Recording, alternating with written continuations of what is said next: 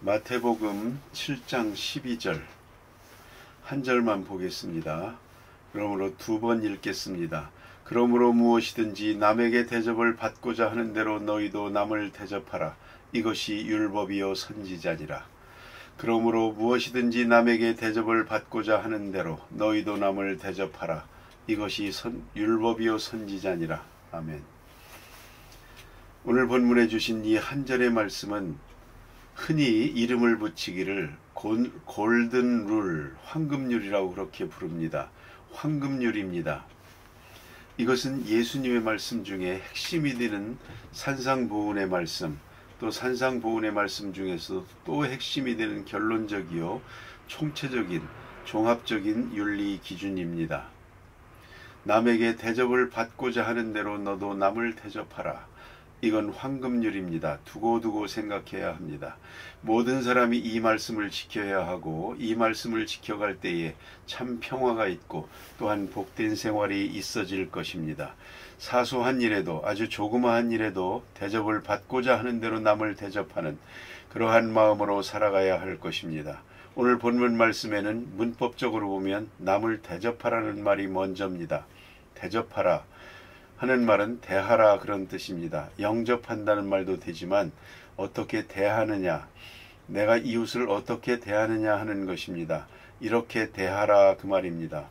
누구를 대하든지 인간관계, 이웃관계는 이렇게 대할 것이다 하는 것입니다. 아주 적극적인 말씀입니다. 일반적으로 윤리기준들을 보면 소극적인 데가 많습니다. 특별히 일본 사람들은 아주 어렸을 때부터 배우는 철저한 법이 있습니다. 남의 눈에 방해가 되고 남을 기분 나쁘게 하는 일은 절대로 하지 마라 그랬습니다. 그것이 가정교육의 모토입니다. 그래서 어떤 때 일본에 가보면 참 감탄스러운 것이 있습니다. 예를 들어서 전철을 타든가 해서 신문을 보지 않습니까? 그러면 우리 같으면 신문을 쫙 펴들고 봅니다. 그런데 저 사람들은 자기 어깨 넓이만큼 접어가지고 봅니다. 왜요? 다른 사람에게 방해를 주면 안 되니까. 행동 하나하나에서 남에게 폐를 끼칠 수 있는 일은 절대로 하지 않는다. 그것이 기본입니다. 그런데 우리는 남에게 폐를 끼치는 일을 너무 많이 합니다. 남을 상관하지 않고 삽니다. 이것은 잘못입니다.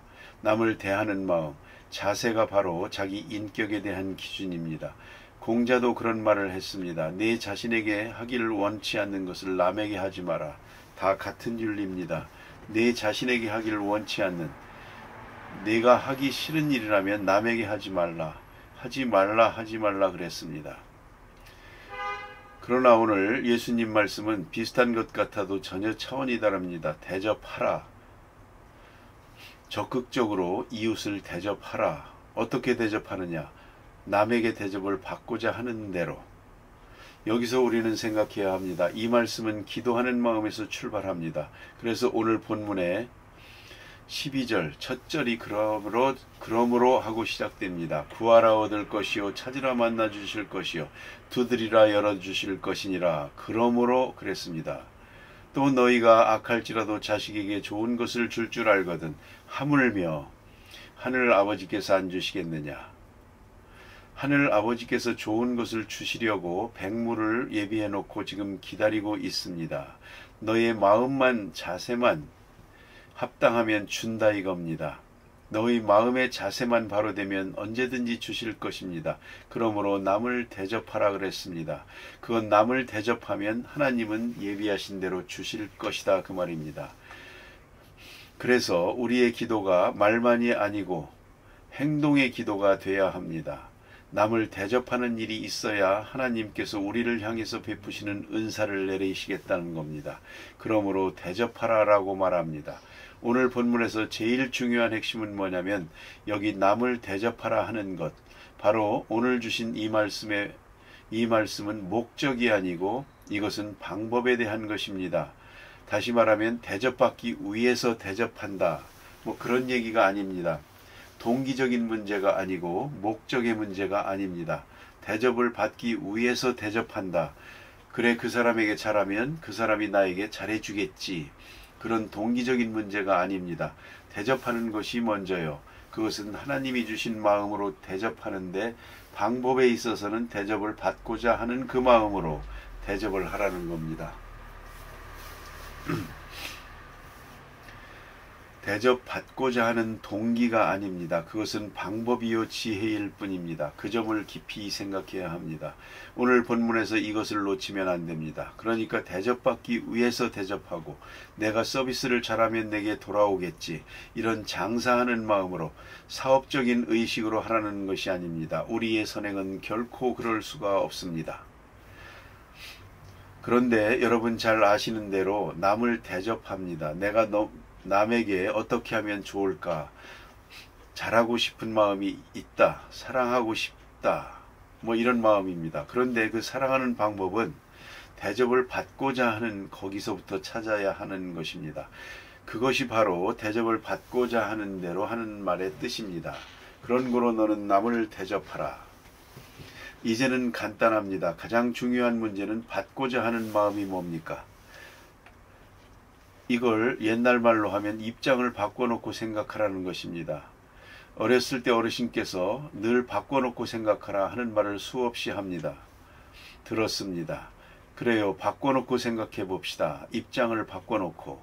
지금 내가 다급해서 누구에게 돈을 좀 꾸어야겠습니다. 좀 꾸어야겠는데 어떻게 하면 좋겠습니까?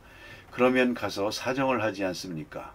바로 그 입장을 생각해 보라 이겁니다. 주는 입장만 생각하지 말고 받는 입장을 생각해 보라 이겁니다. 주는 입장과 받는 입장을 별도로 생각해서는 안 됩니다. 언제든지 나는 받을 입장에 있을 존재이고 받아야 하는 존재라는 것을 잊지 말아야 합니다. 또 입장이 바뀐다는 걸 알아야 됩니다. 어느 날은 친구가 와서 내게 돈을 꿔달라고 합니다. 그런 때가 있는가 하면 언젠가는 또 내가 가서 사정을 해야 될 때가 있습니다. 나는 주는 사람만이 아닙니다. 받아야 됩니다. 내가 사랑하는 사람만이 아니요 사랑을 받아야 됩니다. 그런 입장을 바꾸는 일을 먼저 생각해야 됩니다.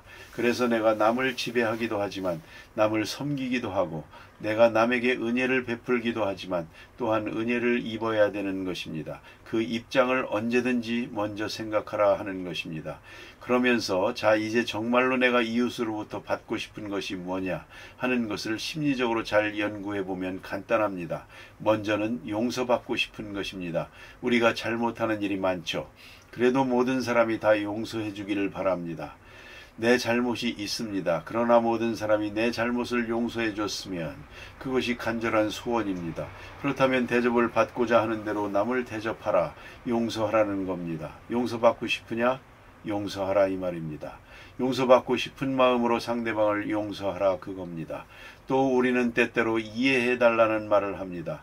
깊이 내 처지에서 이해해 주기를 바랍니다. 그렇다면 우리는 다른 사람의 처지에서 이해할 수 있어야겠죠. 그 사람이 지금 이러한 어려움, 저러한 어려움을 당하고 있습니다. 때로는 내 생각으로는 마음에 안 듭니다. 그렇지만 그 사람의 입장으로 돌아가 보면 충분히 이해가 됩니다. 우리는 언제나 받기를 원하는 마음이 있습니다. 특별히 내 처지에서 이해해 줬으면 좋겠습니다. 요새 그런 말이 있죠. 젊은 노인을 이해하는 자 없다 그런 얘기를 합디다마는 나이 50도 안 된 사람이 퇴직을 당해서 정말 할 일이 없는 것입니다. 신문이나 뒤적거리고 텔레비나 켰다 껐다 하루 종일 보내는 것입니다. 얼마나 힘들겠습니까? 자 이제 우리는 생각을 해야 합니다. 이렇게 그 입장으로 돌아가서 그 처지를 생각하십시다. 그러면 그 이해하는 것이 내가 이해받고자 하는 마음, 그것을 바꿔보라는 것입니다. 내가 이해받고자 하는 마음이 있으니까 그 마음으로 이웃을 이해하라 그런 말입니다. 또 우리가 이웃에 대한 요구 가운데 하나가 뭐냐면 참아주기를 바라는 마음입니다. 혹 내가 잘못해도 기다려줬으면 좋겠다. 모두가 내게 대해서 인내해 주기를 바라는 마음이 있습니다. 너무 급하게 평가하는 건 좋지 않습니다. 학생으로 말하면 공부가 늘 잘 되지는 못하거든요. 오늘은 성적이 좋지 않습니다. 조금 참아줬으면 좋겠는데 한 학기만 참아주면 그동안의 성적을 올릴 수도 있을 텐데 이걸 당장 이 자리에서 싹이 노랗다, 한심하다 이렇게 평가해버린단 말입니다. 그렇지 않죠. 젊은 사람들은 변하고 계속 발전하는 것이니까 좀 기다려줘야 되겠는데 너무 급하게 판단을 해버립니다. 조금만 기다려줬으면 좋겠습니다. 그렇다면 내가 남에 대해서도 기다려야죠. 좀 마음에 안 드는 일이 있어도 조금 더 기다려보는 것입니다. 그게 바로 남에게 대접받고자 하는 대로 남을 대접하는 것입니다. 이보다 중요한 게 있습니다. 우리가 이웃에게 바라는 욕구 중에 가장 강한 욕구입니다. 그것은 믿어주기를 바라는 마음입니다. 여러분, 모든 사람이 나를 믿어주기를 바랍니다. 그렇지 않습니까? 내가 말하는 거, 행동하는 거 믿어주기를 바랍니다. 그건 간단한 마음입니다. 설사 잘못된 길을 가면서도 믿어주기를 바랍니다. 그 장래를 믿어주고 그 능력과 진실을 믿어주기를 바랍니다. 그렇다면 내가 믿어줘야죠. 이게 중요한 것입니다. 대접받고자 하는 대로 대접하라. 믿어주기를 바라는 마음이 있느냐? 너는 남을 믿으라. 그 말입니다. 믿어주기를 바란다면 내가 저를 믿어야 되거든요. 바로 그 마음이 황금률입니다. 골든 룰입니다.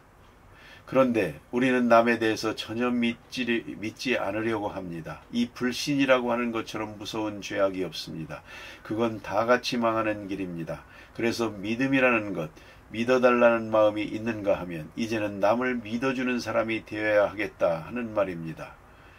CEO에 대한 책을 읽다가 재미있는 부분을 봤습니다. 사업에 있어서나 기술에 있어서나 큰 성공을 한 분인데 당신이 이렇게 크게 성공할 수 있었던 비결은 뭡니까? 하고 물을 때 그는 자기 어머니를 얘기했습니다. 내가 공부도 잘 못했고 장난도 심했고 사고뭉치였습니다.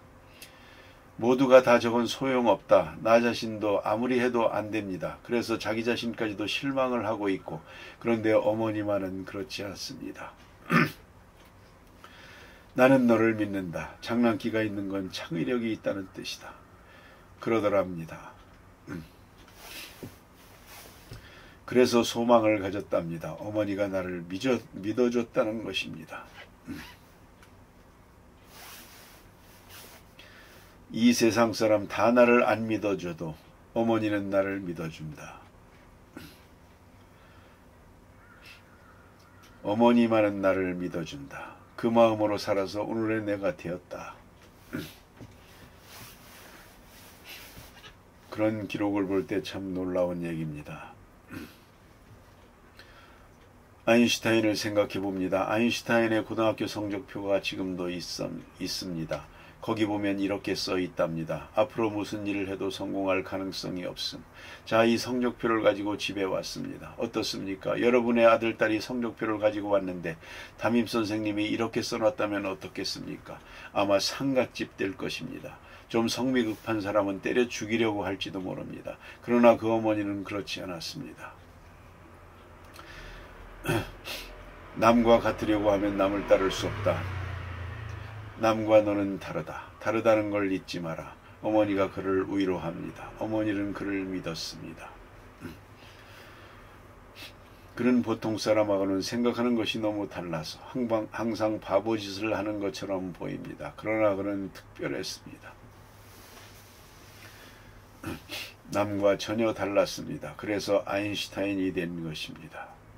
그 어머니가 그를 믿어주었습니다. 만일 믿지 않고 선생님이 말한 것처럼 너는 정말 앞으로 무슨 일을 해도 소망 없다. 이렇게 해버렸다면 소망 없죠. 정말 소망 없어지죠. 믿어달라는 마음, 이것이 인간의 본성입니다. 모두가 나의 진실을 믿어주기를 원합니다. 그렇다면 다른 사람의 진실에 대해서 믿어줘야죠. 그걸 잊지 말아야 합니다. 그리고 또 하나 중요한 것 가운데 하나가 있습니다. 그것이 뭐냐면 인정해달라는 것입니다. 존재의 가치를 인정해달라. 집안에서도 나의 존재를 인정해달라. 회사에서도 나의 존재의 가치를 인정해주기를 바라는 마음이 있거든요. 특별히 교회에서 온 교인이 나를 인정해주기를 바라는 간절한 마음이 있거든요. 그렇다면 내가 남을 인정해야죠. 대접을 받고자 하는 대로 남을 대접할 것이요. 남이 나를 인정해주기를 바라기 전에 내가 남을 인정하는, 존재의 가치를 인정하는 그런 사람으로 살아가야 되는 것입니다. 이것이 바로 황금률입니다. 우리는 사랑해야 됩니다. 또 봉사해야 됩니다. 그러나 봉사하는 방법이 어디 있습니까? 어떻게 하는 것이 봉사입니까? 그 열쇠는 여기에 있습니다. 대접을 받고자 하는 대로 남을 대접하라. 남이 나를 믿어주기를 바라니 내가 남을 믿어야 하고, 남이 나를 사랑해주기를 바라는 마음이 있습니까? 그러면 내가 남을 사랑해야죠. 남이 내 존재를 인정해 주기를 바랍니까? 그러면 남의 존재를 인정해야죠. 다른 사람이 내 허물을 덮어주기를 바라십니까? 남이 내 잘못을 다 잊어버렸으면 좋겠다. 그렇다면 나 또한 남의 허물을 다 덮어줘야죠. 대접을 받고자 하는 대로 너도 남을 대접하라 말씀하시는 겁니다. 다 함께 기도하시겠습니다.